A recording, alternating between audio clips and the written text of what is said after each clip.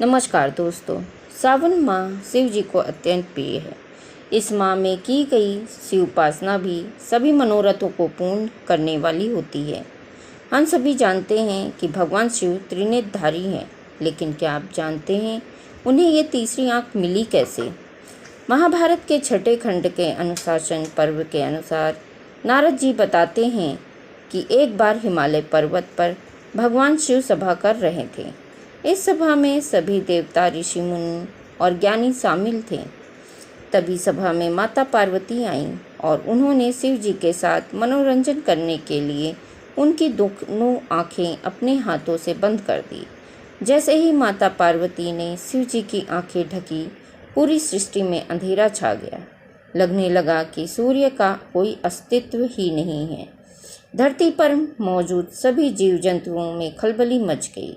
संसार की ये दशा भगवान शिव नहीं देख सकते थे और उन्होंने अपने माथे पर एक ज्योतिपुंज प्रकट किया, जो भगवान शिव की तीसरी आंख बनी और तुरंत पूरी सृष्टि में प्रकाश हो गया।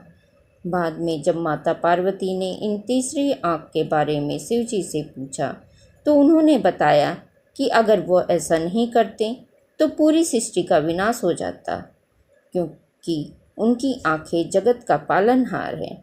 शिव जी के तीनों नेत्र अलग अलग गुणों के प्रतीक हैं, जिसमें दाएं नेत्र सत्वगुण और बाएं नेत्र रजोगुण और तीसरे नेत्र में तमोगुण का वास है। भगवान शिव ही एक ऐसे देव हैं जिनकी तीसरी आंख उनके ललाट पर दिखाई देती है, जिसके कारण इन्हें त्रिनेत्रधारी भी कहा जाता है, जिनमें एक आंख में चंद्रमा और दूसरी में सूर्य का वास है और तीसरी आंख को विवेक माना गया है।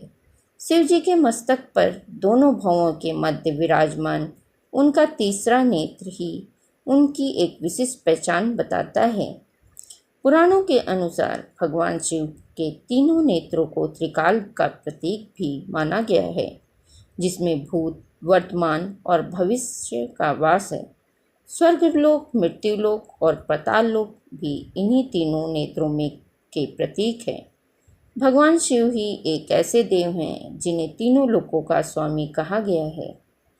भगवान शिव की तीसरी आंख से जुड़ी एक कथा प्रचलित है, जिसमें प्रेम के देवता कामदेव अपनी क्रीड़ाओं के द्वारा शिव जी की तपस्या भंग करने का प्रयास करते हैं और जैसे ही शिव जी की तपस्या भंग होती है, शिव जी क्रोधित हो अपने तीसरे नेत्र की अग्नि से कामदेव को भस्म कर देते हैं।